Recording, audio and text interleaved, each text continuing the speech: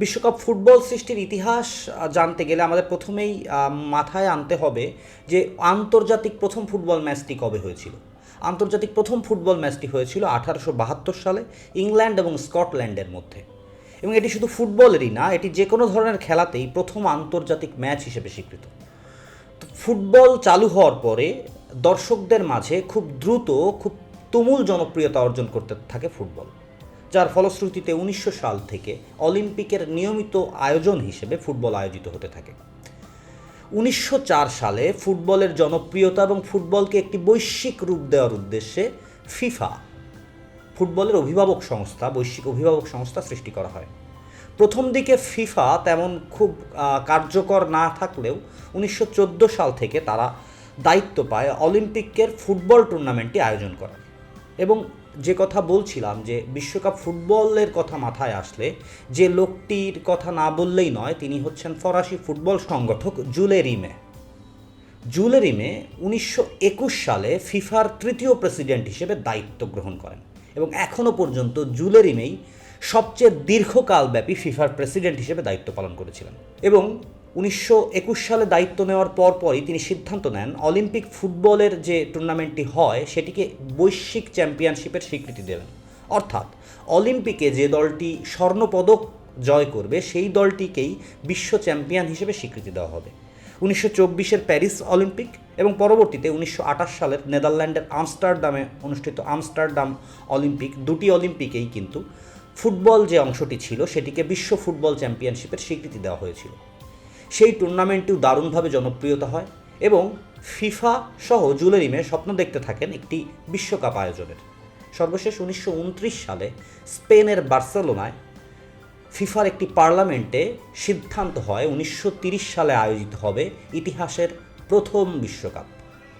এবং সেই প্রথম বিশ্বকাপটির স্বাগতিক হিসেবে দায়িত্ব পায় লাতিন আমেরিকার দেশ উরুগুয়ে। এই দায়িত্ব পাওয়ার ক্ষেত্রে দুইটি বিষয় আসলে কাজ করেছিল।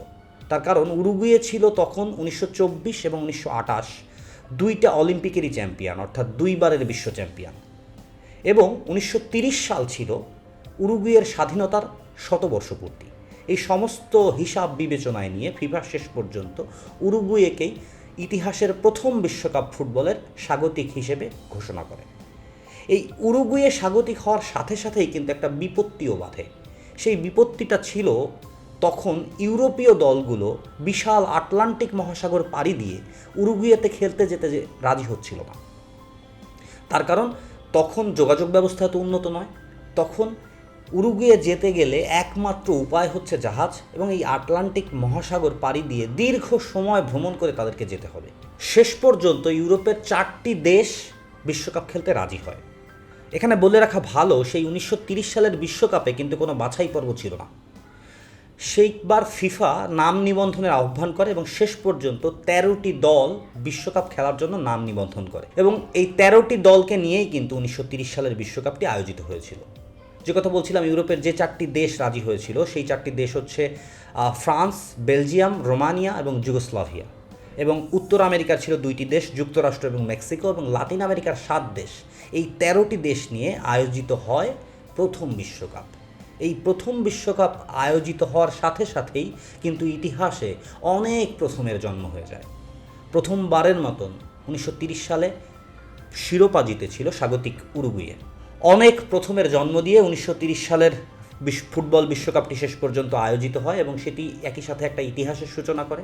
এবং বর্তমানে যে ফুটবলের তুমুল জনপ্রিয়তা, ফুটবল বিশ্বকাপকে বলা হয় গ্রেটেস্ট শো অন আর্থ, বাংলায় বলা হয় বিশ্বকাপে বিশ্বকাপে।